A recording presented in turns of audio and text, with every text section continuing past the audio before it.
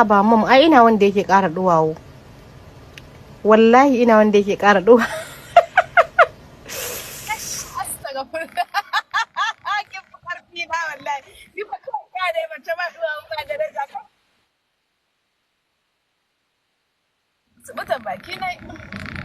Ni ma subutar baki ce amsar da na baki ai.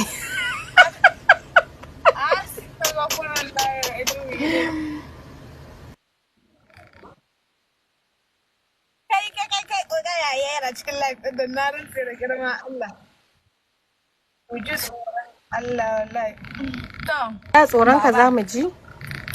In ba tsoron Allah ba tsoron ka zamu ji. Wallahi yan comment section ɗin nan ƴan rainin wayo ne. Na gan shi yanzu da na gan shi yanzu da na gan shi.